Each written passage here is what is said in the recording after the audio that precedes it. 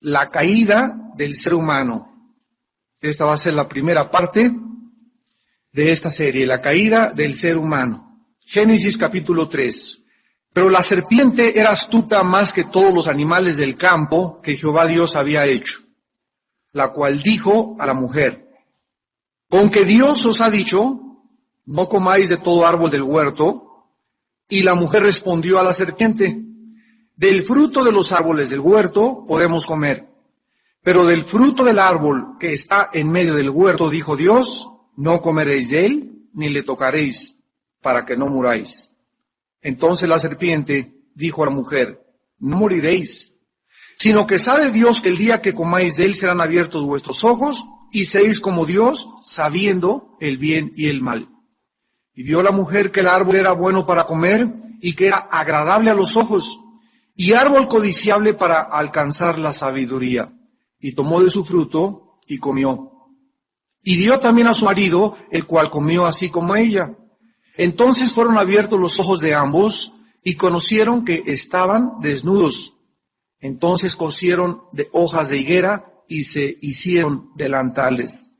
Y oyeron la voz de Jehová que se paseaba en el huerto al aire del día, y el hombre y su mujer se escondieron de la presencia de Jehová Dios entre los árboles del huerto. Mas Jehová Dios llamó al hombre y le dijo: ¿dónde estás tú? Y él respondió: oí tu voz en el huerto y tuve miedo, porque estaba desnudo y me escondí. Y Dios le dijo: ¿quién te enseñó que estabas desnudo? ¿Has comido del árbol de que yo te mandé no comieses? Y el hombre respondió: la mujer que me diste por compañera me dio del árbol y yo comí. Entonces Jehová Dios dijo a la mujer: ¿qué es lo que has hecho? Y dijo a la mujer: la serpiente me engañó y comí. Versículo 21. Y Jehová Dios hizo al hombre y a su mujer túnicas de pieles y los vistió. Y dijo Jehová Dios: he aquí el hombre es como uno de nosotros, sabiendo el bien y el mal. Ahora pues que no alargue su mano y tome también del árbol de la vida y coma y viva para siempre. Y lo sacó Jehová del huerto del Edén para que labrase la tierra de que fue tomado. Echó pues fuera al hombre y puso al oriente del huerto de Edén querubines y una espada encendida que se revolvía por todos lados para guardar el camino del árbol de la vida. El capítulo 3 del Génesis es el capítulo de la Biblia que establece todos los fundamentos, escúchenme muy bien, todos los fundamentos sobre los cuales descansa la mayoría de las doctrinas más importantes de la fe cristiana. Repito, el capítulo 3 del Génesis es el capítulo sobre el cual descansan la mayoría de las principales doctrinas bíblicas de la fe cristiana. En este capítulo se inicia o comienza el drama de la tragedia humana. Aquí encontramos la explicación presente de nuestra ruina, de nuestras guerras, de nuestros odios, de nuestras maldades, de por qué el ser humano se comporta como se comporta. Aquí descubrimos las artimañas y las estrategias que no han cambiado de nuestro enemigo espiritual invisible, el príncipe del poder de las tinieblas, llamado Satanás.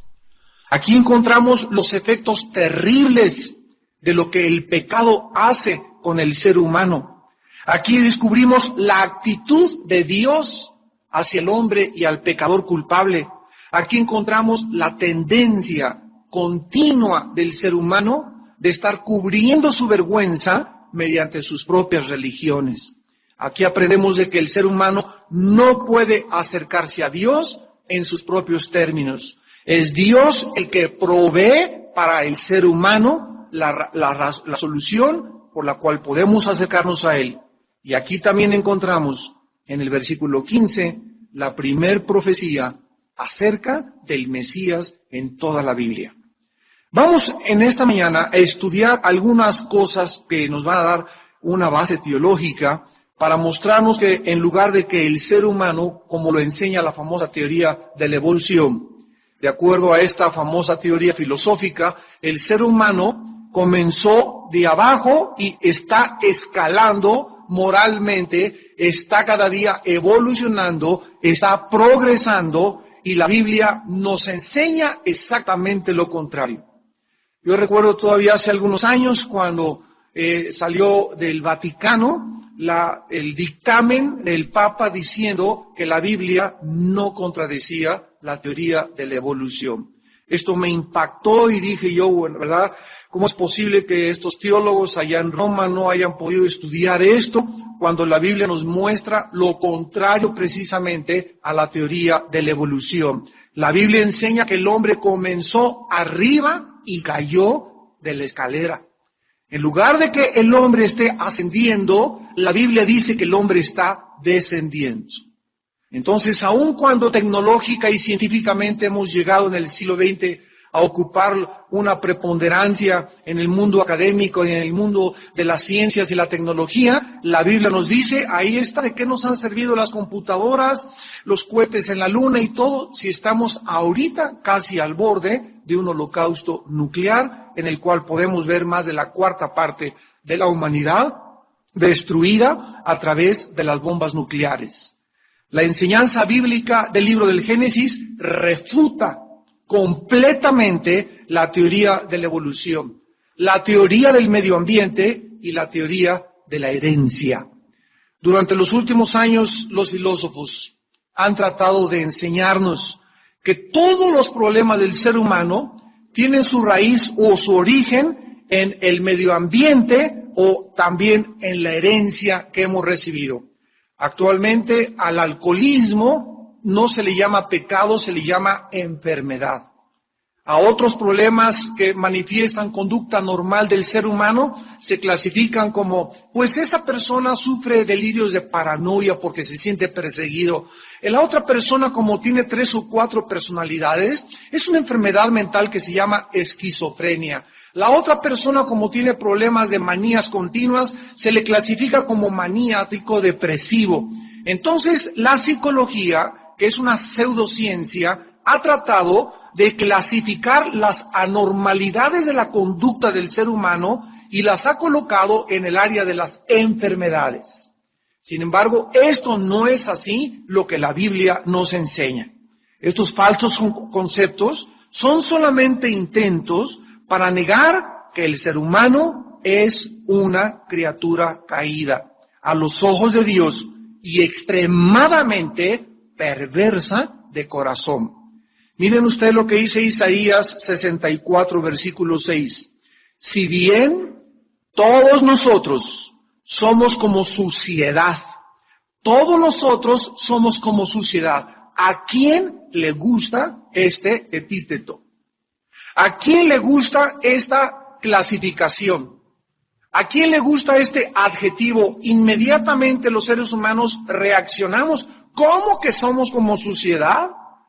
Si el ser humano es originalmente bueno, somos bondadosos, pero la Biblia nos muestra lo contrario, repito, siempre el pensamiento humano es opuesto al pensamiento bíblico, demostrándonos con esto que la Biblia tiene la razón, porque los pensamientos de Dios no son nuestros pensamientos, y en la forma en la que razonamos y en la forma en la que llegamos a nuestras conclusiones, nos demuestran que siempre son equivocadas y opuestas a las formas que Dios piensa. Esto nos muestra que la Biblia no pudo ser un invento de los seres humanos.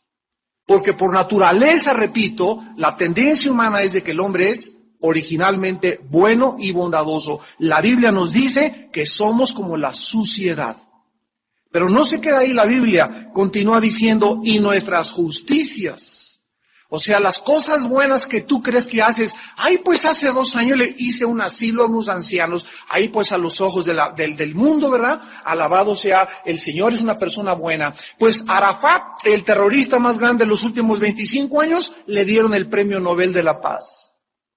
En Cuba se alaba a Castro, el pueblo iraquí alaba a Hussein, el pueblo en Corea del Norte alaba a Jong-un. Los seres humanos estamos engañados. Este hombre en Corea del Norte ahorita acaba de decirle al mundo, ¿saben una cosa? Yo no me voy a desarmar, háganle como quieran. Y el pueblo completamente lo está levantando y lo está alabando. Una de las excepciones más grandes que tenemos ahorita es Venezuela. donde el 80% de la población se levanta contra este dictador que trae la escuela de Hussein y de Castro y de todos aquellos que quieren a través del poder y la fuerza represiva y el totalitarismo apoderarse de los pueblos. Es una excepción Venezuela. O sea, ¿qué nos habla esto? Que Venezuela todavía tiene una oportunidad delante de Dios y que Dios no ha abandonado a Venezuela, porque el pueblo está reaccionando. Pero cuando vemos que todo el pueblo apoya a los dictadores y que todos sí, arriba Hussein, arriba Castro, arriba Jong-un allá en Corea del Norte, nos damos cuenta que algo está mal con la mayoría de ese país. Y esto nos habla de países abandonados al juicio de Dios. El ser humano se comporta verdaderamente como la Biblia dice que se comporta. Nuestras justicias son como trapos de inmundicia, dice la Biblia. Y caímos todos nosotros, aquí está la calificación. El ser humano es un ser, ¿qué cosa? Caído. Caímos como la hoja y nuestras maldades nos llevaron como el viento. ¿Cuál es el cuadro que la Biblia nos pinta? Al ser humano tirado en el suelo, frágil y débil como una hoja. El viento lleva para allá y allá va. Viene el marxismo, todos son marxistas. Viene Freud, se convierten todos al freudianismo. Vienen los raelianos, ya comienzan a pelear con los raelianos. El ser humano, dice la Biblia, es llevado como el viento. De una filosofía a otra filosofía, de una mujer a otra mujer, de un cine al otro, de una película al otro, de un pensamiento al otro. El ser humano no es un ser estable, no es un ser que conozca de dónde viene, no sabe cuál es su propósito en la vida, anda vagando, anda confundido, anda desorientado. Este es el diagnóstico de Dios en la Biblia de todos nosotros. Y es exactamente en la experiencia cómo nos comportamos. El ser humano ha sido probado en la historia a través de diferentes medios ambientes y a través de diferentes condiciones sociales y siempre hemos sido encontrados faltos. De acuerdo a la Biblia, el problema humano no es externo, el problema humano es interno. Es algo dentro de nosotros que nos está autodestruyendo. Hoy traigo unos artículos acerca de la salud. Otra vez volvemos a poner énfasis en la salud. ¿Por qué tú ves a una persona que prende un cigarro y tiene más de 55 componentes químicos cancerígenos el humo de un cigarro? Cuando tú vayas en algún lado, no permitas que el humo del cigarro tú lo respires y menos los bebés. Eso es lo más dañino que pueda existir. ¿Por qué la persona lo hace cuando sabe que afecta? Vamos de entrada, sus encías, sus dientes se le van a poner como dientes de mazorca, se le van a poner la lengua, el esófago, la laringe, la tráquea, los pulmones, el alquitrán que se queda impregnado en los pulmones, muela todo el sistema cardiovascular. 1 de cada 3 personas se mueren de enfisema pulmonar. ¿Por qué las personas lo hacen? Ustedes, ¿por qué le ponen a los cigarros este producto ya es cancerígeno y la gente lo sigue haciendo? ¿Qué nos demuestra esto? Que somos autodestructivos. Que aún sabiendo que eso te hace mal, te lo haces. ¿Por qué? Porque te das cuenta que es más grande el placer de la bocanada del humo que tu propia salud. Somos autodestructivos. Miren lo que dice aquí estos artículos que acaban de salir en la revista Newsweek de hace 2 o 3 días, de enero 20, la revista Newsweek. Dice así, no fue hasta el siglo XX que se comenzó a experimentar y a demostrar los beneficios de las actividades físicas, hasta el siglo pasado, demostrando que cualquier persona que camina a diario media hora, nada más caminar media hora, o correr o comenzar a hacer un jogging como le llaman, en primer lugar, fíjense ustedes todos los beneficios nada más de hacer ejercicio. Te baja el nivel del colesterol, te baja la presión sanguínea, te reduce el riesgo de ataques al corazón, de embolias, de osteoporosis, de diabetes, del cáncer de colon, te fortalece los huesos, las coyunturas, los músculos y te mejora muchísimo la ansiedad y la depresión. Todos estos beneficios, hasta el siglo XX, se descubrieron que hace el ejercicio. Entonces, nada más caminar media hora, todas estas cosas son benéficas para ti. Dice aquí, por ejemplo, este artículo, que la actividad que más calorías quema es correr. Corres y quemas 720 calorías por hora a un paso de 10 minutos por milla. Pero el ejercicio más completo de todos es la natación, quemando 790 calorías por hora con un crawl, ¿verdad?, normal. Ahora, solamente si tú estás sentado en un lugar todo el día en tu oficina, estás sentado en tu bufete, estás sentado en la iglesia, caminas, lo más que caminas es subirte al metro, al camión, y es lo más que le haces. Si tú a eso le agregas lo que comes, sin hacer ejercicio, o sea, esas calorías que nosotros comemos, las debemos de eliminar. Y la única forma de eliminarlas es haciendo ejercicio. Y si no las quemas, se te quedan y se convierten en toxinas. Entonces, ¿qué es lo que pasa? Llegas a los 40, 50 años y estás intoxicado. Y hermano, sáquenme aquí el espíritu que tengo aquí en el retortijón. Y sáquenme el espíritu del intestino. Hermano, libérenme, por favor. Y oren por mi salud. Y sin embargo, Dios te puede dar la salud y tú puedes regresar hoy, después de que Dios te sanó, a seguir comiendo chicharrones y fritangas y quesadillas y atole en la noche y donas y buñuelos. ¿Y de qué te sirve que Dios te sane? Por eso Dios nos sana a todos. Porque Dios nos ha hecho responsables a cada uno de nosotros de nuestra salud. Pero la forma como comemos, la forma como vivimos, sabiendo que nos estamos cada día autodestruyendo, nos demuestra que el diagnóstico de la Biblia es la razón de Dios. Somos autodestructivos por naturaleza. Ahora regresamos a Génesis y vemos en el capítulo 2 del Génesis, antes de entrar a estudiar ese capítulo 3, que en el versículo 17, y esto es importante para comprender el capítulo 3, capítulo 2 de Génesis, versículos 16 y 17, mandó Jehová Dios al hombre diciendo, de todo árbol del huerto podrás comer. Cuando Dios creó a Adán tenía el 100% de sus facultades intelectuales desarrolladas. Adán era el hombre maduro, perfecto, la creación original de Dios. Sin embargo, Adán, a pesar de ser perfecto, tanto físicamente, no había llorado, no había el dolor todavía en el huerto del Edén, no había tristeza, no había razón de dormir, ni siquiera no se menciona que haya dormido Adán antes del pecado, etcétera, etcétera. Adán era la persona que Dios anhela que nosotros seamos después de la creación en Cristo.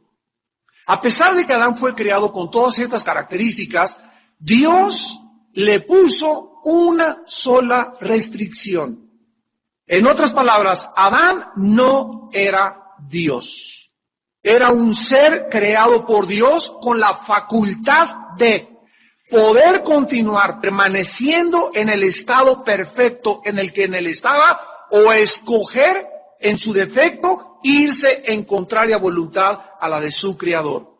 Si Adán no hubiera tenido esta facultad de decidir algún día, ¿sabes qué? Últimamente no te quiero obedecer. Si Adán no hubiera tenido esa facultad interna adherida a su alma de poder tener el libre albedrío de rebelarse contra Dios, Dios hubiera creado un robot. Adán hubiera sido un robot simplemente. Y Dios pudo haber creado millones de seres que Satanás tampoco se rebelara, ni los ángeles. Sin embargo, Dios creó un universo tomando el riesgo de que las criaturas que él creaba pudieran elegir libremente permanecer con él o rebelarse en contra de él.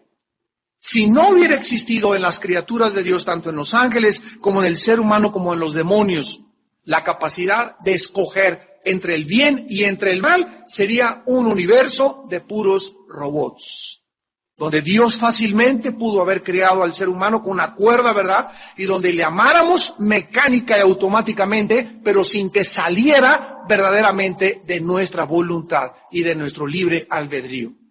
Entonces Dios le marcó una limitación, le hizo una demarcación a Adán. Adán, eres libre para hacer todo, pero hay una línea que no puedes cruzar. Si tú cruzas esa línea, cruzarla se llama transgresión, transgredir, ir más allá de lo que te estoy diciendo que no pasas.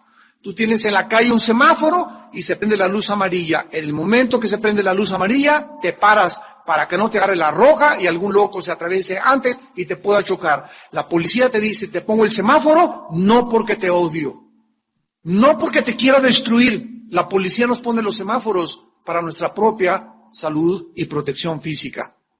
Entonces, Dios cuando nos pone restricciones y nos dice, no uses el sexo antes de casarte, Dios te está previniendo, advirtiendo de las consecuencias que no le quiere creer nadie a Dios, y por eso está lleno de madres solteras el mundo, está lleno de SIDA, está lleno de niños sin padres, está lleno de enfermedades venéreas. ¿Por qué? Porque la Biblia dice, no cometerás inmoralidad.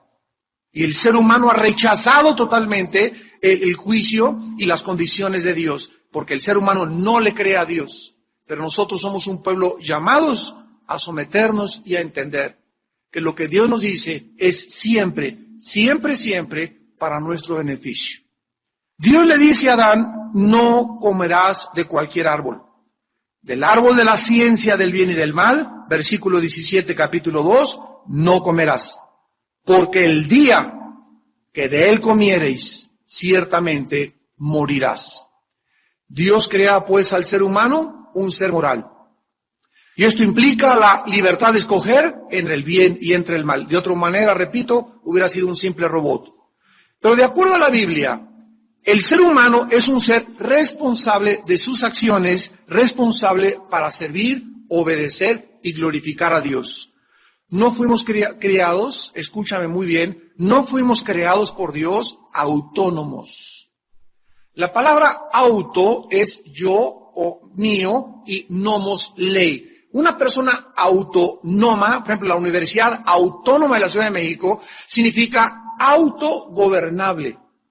Por eso la policía no puede entrar a la Universidad Autónoma porque es autónoma, se rige por una autonomía privada, donde el gobierno está dentro de la universidad y no fuera de la universidad.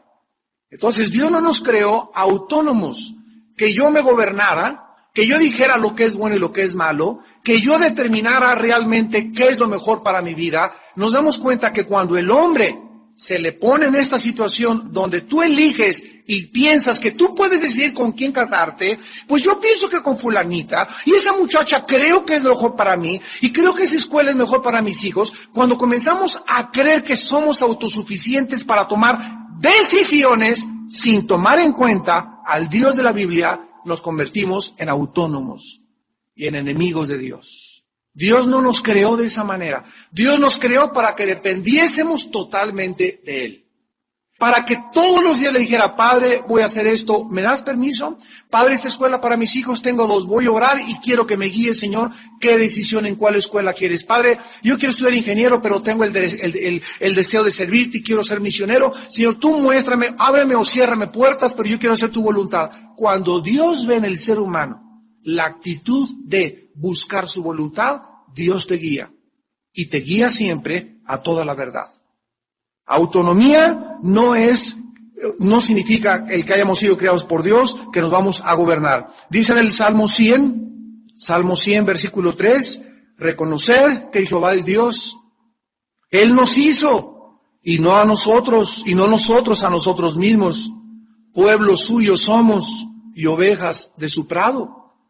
Desde el momento en que la razón de mi existencia no está en mí, desde el momento en que yo no sé cuándo voy a morir, desde el momento en que yo respiro en la noche sin saber por qué, pero algo me está sosteniendo y manteniendo en vida, cuando descubro quién es ese algo, quién es ese alguien, y descubro que es mi Padre, el que envió a Jesucristo a morir, es el Dios que inspiró la Biblia, desde ese momento me someto a sus leyes, me pongo debajo de sus preceptos, comienzo a obedecerlo y comienzo como consecuencia a ser bendecido en la vida.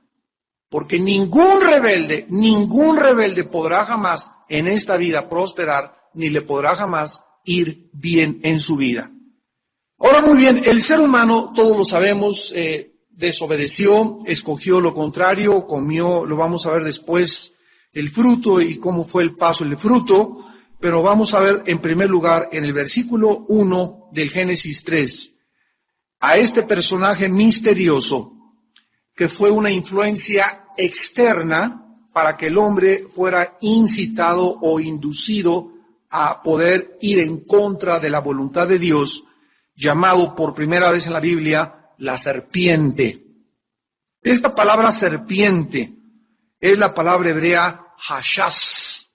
Hashas, que significa el brillante o la que alumbra o el que lleva la luz. Y está muy unido al nombre que en Ezequiel se le da a Satanás antes de la caída, que era Lucero, que se tradujo Lucifer y que significa el portador de la luz o el que lleva la luz.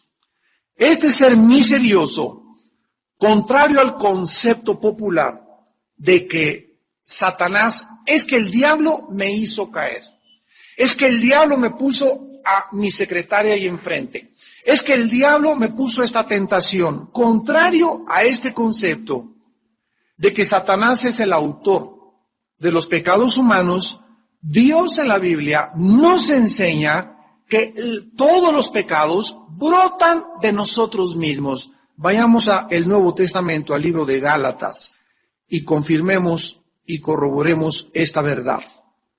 Nada de que el diablo ahorita vamos a ver cómo es cuando actúa el diablo. Dentro de ti y dentro de mí hay el potencial suficiente para ir en contra de Dios, sin inclusive una fuerza externa que es Satanás. Dice Gálatas 5, 19 al 21. Y manifiestas son las obras del diablo. ¿Eso dice? Manifiestas son las obras de ¿qué? De la carne, o sea, lo que nuestra la palabra carne no es esto, ¿verdad? No es el pellejo que tú te agarras del cuerpo. La palabra carne es una palabra griega que se escribe sarx, S de Samuel, A-R-X, sarx. Y esta palabra sarx, que se tradujo carne al castellano, es la naturaleza caída. La naturaleza caída de ti y de mí, del ser humano.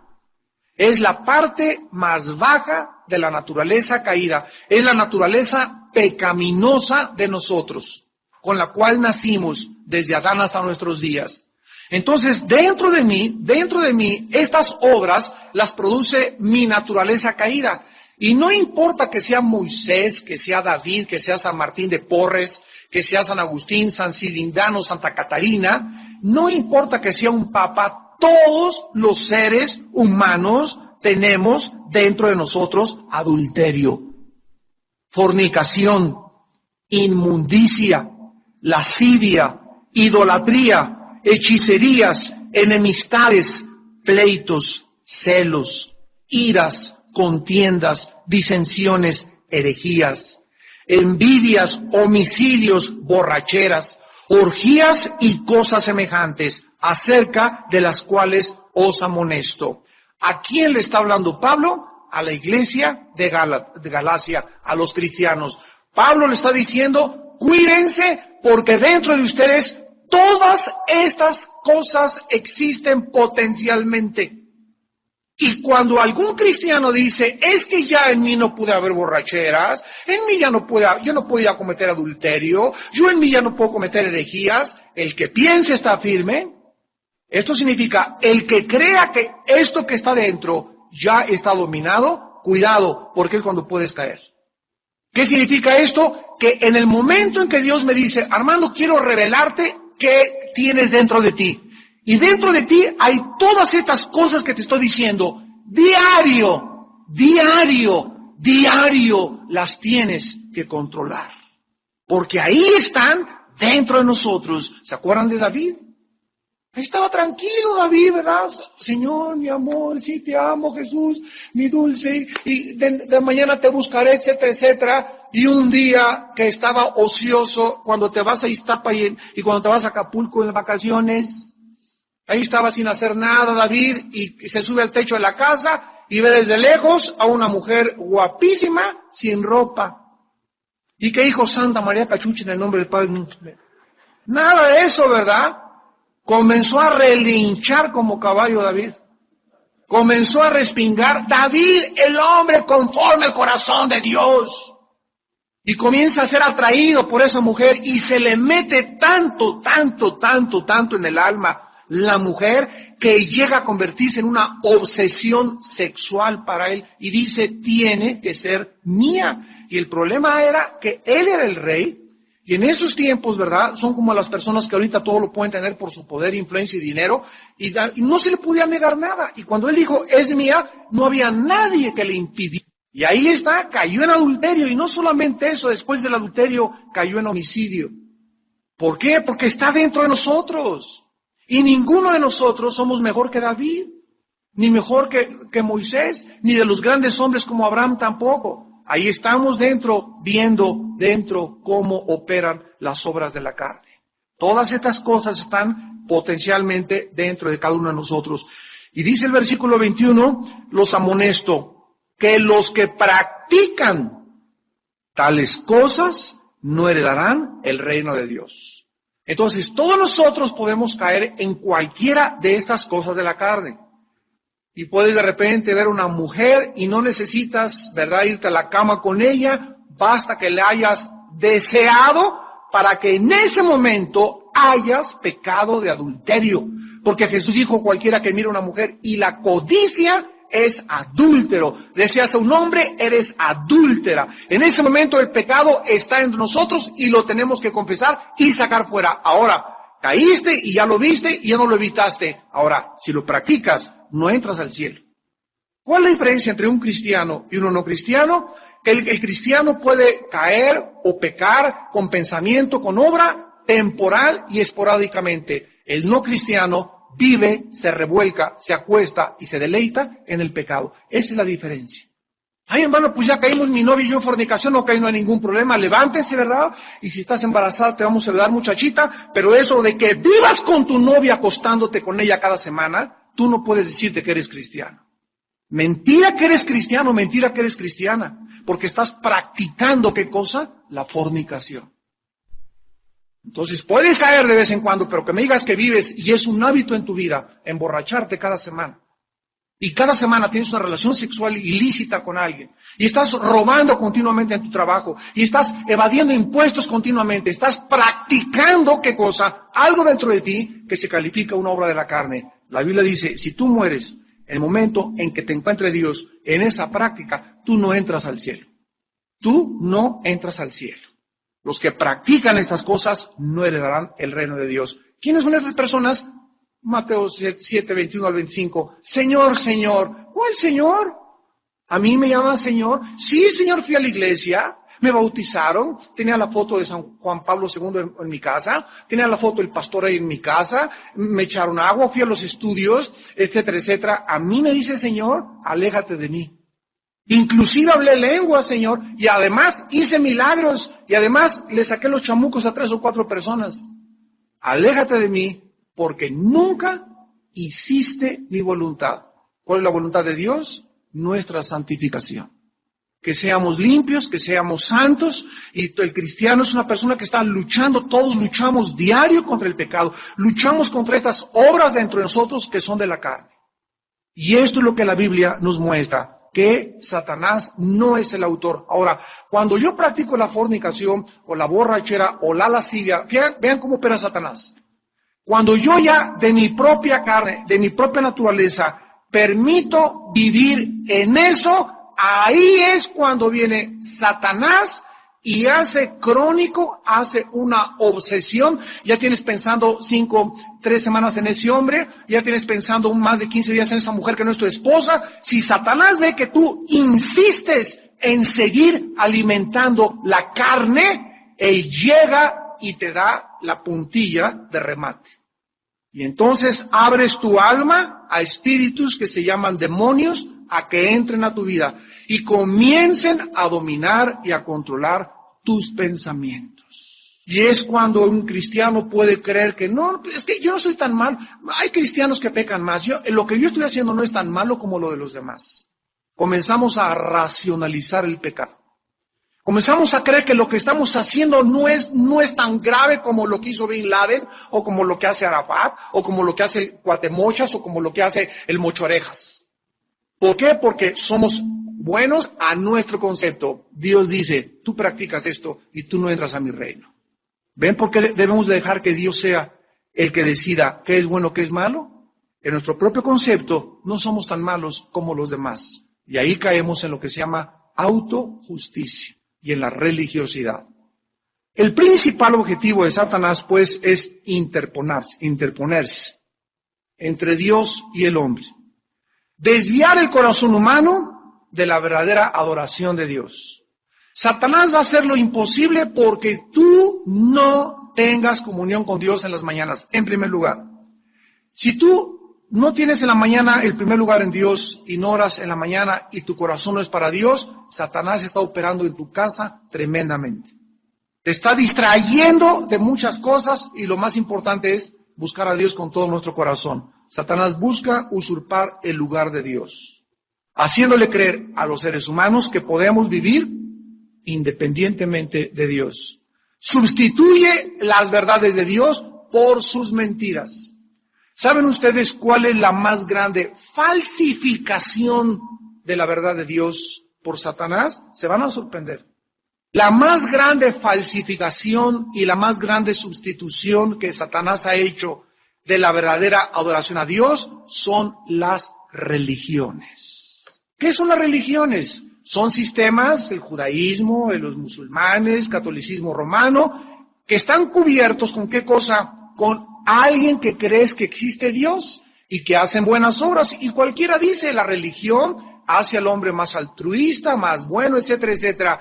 Pero las religiones, todas sin excepción, son falsificaciones de la verdadera adoración a Dios.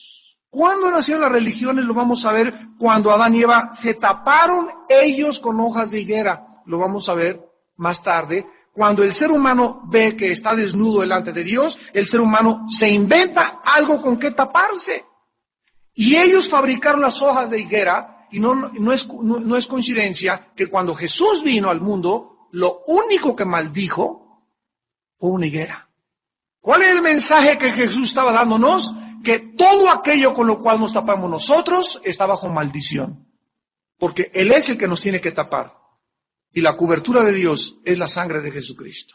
Entonces el ser humano ha tratado de cubrir su desnudez, de ocultar su vergüenza delante de Dios. Y la conciencia humana nos da testimonio de que estamos mal y de que estamos fracasando en lo que Dios quiere que seamos. Y entonces, ¿qué hace el ser humano? Se une a una religión. Unos se hacen budistas, otros se hacen católicos, otros se hacen protestantes, otros se hacen musulmanes.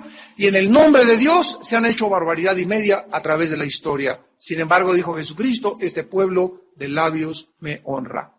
Su corazón está lejos de mí. Llegan a su religión el domingo, se persignan de 11 a 12, tienen sus ritos y de lunes a viernes se portan como hermanos del anticristo, como diablitos. Y esta religiosidad, esta falsedad de nada más de afuera, tener la apariencia de piedad y por dentro mi amante, por dentro el odio. Mi esposa y yo tenemos ahí en Toluca unos vecinos, ¿verdad? Una señora que pasa todos los días y con sus estampitas y rosario y todas esas cosas, y no se imaginan el odio que le tiene a los niños. A todos los niños de la colonia. El odio que tiene contra sus vecinos, pero persinada, resignada y remojada.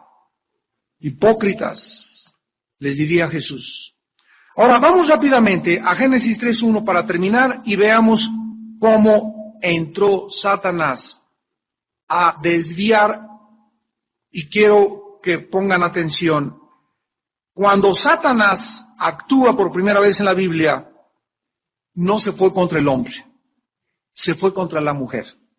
Esto tiene una respuesta. Claro que los machistas están diciendo, pues aquí está la prueba que las mujeres son débiles y que son más brutas que nosotros. Nosotros somos más inteligentes. No, de ninguna manera. Eso es lo que tú piensas y tu concepto al que has llegado a la conclusión. Pero la Biblia nos enseña lo contrario. No es por esta razón.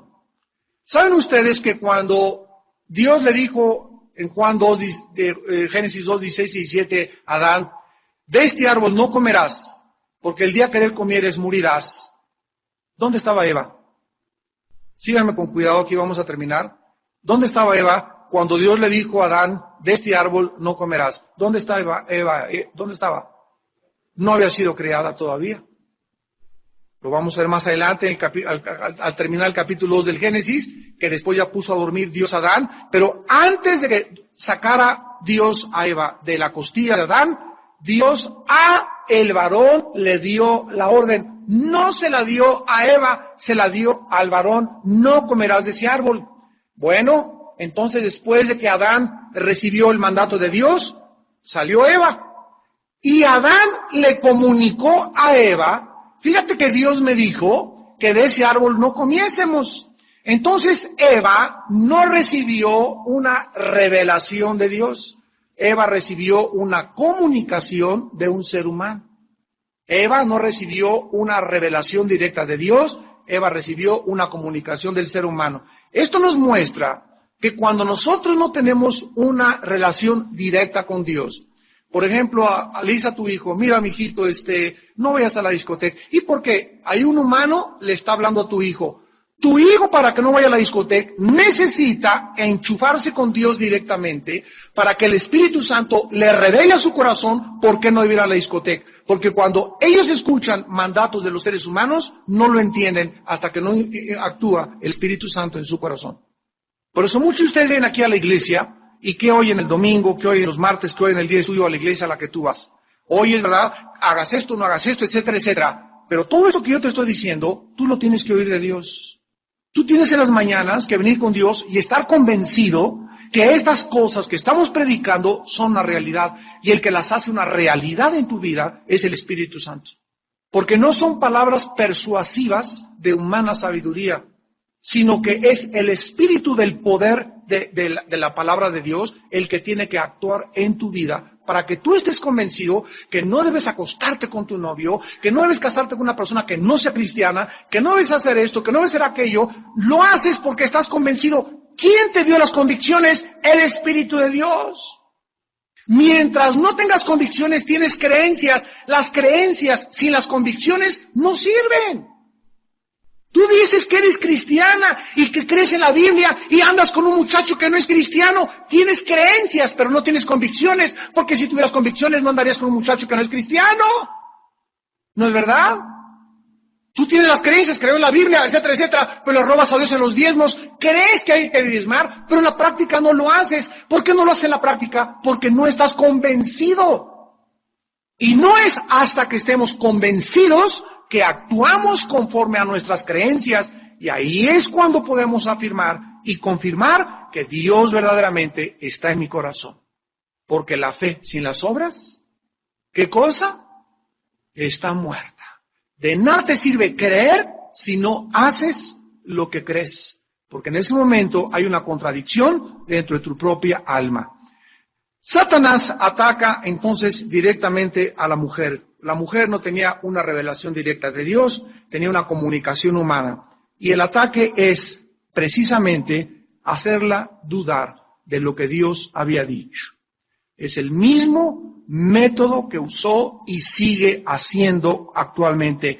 ¿De veras Dios te ha dicho que nada más te conformes con una mujer? ¿De veras te ha dicho Dios que no la haces con uno que no es cristiano? Mira, se va a convertir después. Mira, después, ya en la luna de miel se convierte y le lees la Biblia. Es buena gente, mira, es buen muchacho. Comparado, hay otros muchachos que son cristianos, son peores que él. Este no es tan malo. Y comienzas a racionalizar y no a obedecer. La Biblia nos fue dada para obedecerla, no para argumentarla ni discutirla. Esa es la fe. ¿Qué es la fe? Creer, aunque aparentemente mi razón me dice lo contrario, creer que lo que Dios me dice es verdad. Y aunque yo no lo pueda racionalizar y no me parezca lógico, lo hago por fe. ¿Qué es la fe? La certeza de lo que se espera, la convicción de lo que no se ve. Ya lo dije una vez y se los repito, no puedes usar la lógica con Dios. Ahí está Josué, vayan a darle 7 vueltas a Jericó. En la lógica militar de la milicia era absolutamente antirracional. ¿Cómo nos mandas a darle vuelta a Jericó, Señor? Usted cállese y dele la vuelta. Ya estás pensando cómo le haremos, ahí estaba Josué planeando militarmente, vamos a usar 3 redes para saltar las muradas, miden 10 metros de altura, necesitamos una guarnición y un equipo como de una tropa, necesitamos como 300 soldados de este lado y por aquí y por allá, y en medio de toda esa milicia y estrategia militar, le dice Dios a Josué, no vas a hacer nada, no vas a disparar una flecha, no vas a preparar cañones, no vas a preparar caputas, ponte a darle vueltas a la ciudad y marcha alrededor. Antes de entrar a Canaán, lo primero que Josué tenía que aprender, ¿qué cosa era? Que las órdenes que vienen del cielo van contra la lógica humana aquí abajo en la tierra, porque sus pensamientos no son nuestros pensamientos. ¿Tú me quieres obedecer? No uses la lógica, simplemente créeme, dice el Señor. Cree lo que yo te estoy diciendo es lo mejor para tu vida. Y cuando comenzamos a actuar de esa manera, a creerle a Dios, aunque mi lógica y mi razón me diga que no se puede mejorar, hay otra forma, comienzo a caminar por fe. Dios le dice a Adán que él debería ser la cabeza desde el principio de la humanidad. Satanás ataca la palabra de Dios, le siembra la semilla de la duda y sugiere que Dios no dice lo que dice en su palabra. Todos los ataques a través de la historia son en contra de la veracidad, de la inspiración de la Biblia, y todos provienen de la misma fuente de Satanás.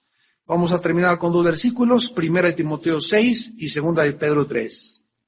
El apóstol Pablo, en 1 Timoteo capítulo 6, versículos del 3 al 5, le dice a su discípulo amado Timoteo, ahora vas a entender este consejo. Le dice Pablo a Timoteo, 1 Timoteo 6, 3 al 5, si alguno enseña otra cosa y no se conforma a las sanas palabras de nuestro Señor Jesucristo, ¿cómo se califican las palabras de Cristo? Sanas, en el griego es saludables, que nos hacen bien.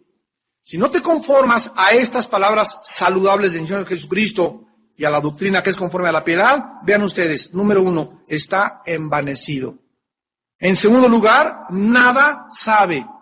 En tercer lugar, delira acerca de cuestiones y contiendas, de palabras de las cuales nacen enemistades, envidias, pleitos, blasfemias, malas sospechas, disputas de hombres corruptos de entendimiento, privados de la verdad, que toman la piedad como fuente de ganancia. Apártate de los tales.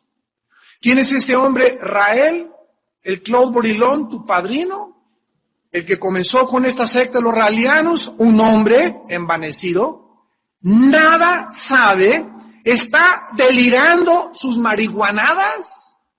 ¿Quién es una persona que delira? Es una persona que está, ahí dicen, hay personas que están inconscientes y comienzan a balbucear cosas no conscientes, en estado inconsciente. Aquí dice la Biblia que estas personas que creen que saben más que Dios, que pueden poner en juicio a Dios y que pueden atacar la Biblia, no saben ni siquiera lo que están diciendo, están delirando. Les llama la Biblia corruptos de entendimiento, hombres privados de la verdad. A eso llega la humanidad cuando la humanidad rechaza esto. El momento en que el ser humano dice, ¿sabes una cosa? Esto es una tontería, yo sé más, en ese momento te levantas como Dios. En ese momento Satanás te ha dicho, levanta tu trono y alcanza al Altísimo, porque tú tienes igualdad de autoridad y de pensamientos que en Dios. La soberbia, escúchame, te corona y será lo que te autodestruirá. Y para terminar, en 2 de Pedro capítulo 3, dice el apóstol Pedro, al igual que Pablo, versículo 15 y 16, 2 de Pedro 3, 15 y 16, tengan entendido que la paciencia de nuestro Señor es para salvación, como también nuestro amado hermano Pablo, según la sabiduría que le ha sido dada, os ha escrito, casi en todas sus epístolas, hablando en ellas de estas cosas, entre las cuales hay algunas difíciles de entender, las cuales los indoctos e inconstantes tuercen. Ahí está. ¿Quiénes son las personas que tuercen la Biblia y las palabras de la Biblia? Número 1, los indoctos. ¿Quién es una persona indocta? Una persona no docta. Una persona que no sabe lo suficiente de lo que está hablando. Esa es una persona indocta. Y la segunda calificación es inconstantes. Creen que ya con 2, 3 años de Biblia y con 4 años de estudio bíblico ya se la saben de todas. Y sin embargo te das cuenta cuando estudias la Biblia que 500 años no nos bastarían para seguir aprendiendo lo que Dios nos quiere enseñar. Pero el primer ataque contra la humanidad es desviarnos de este libro. Cuidado, amados santos de Dios. Tenemos en los tiempos de confusión que vivimos y de tinieblas a la palabra profética más segura, a la cual haréis bien en estar atentos como a una antorcha que alumbra en lugar oscuro hasta que el día amanezca y el lucero de la mañana salga en nuestros corazones. Oremos.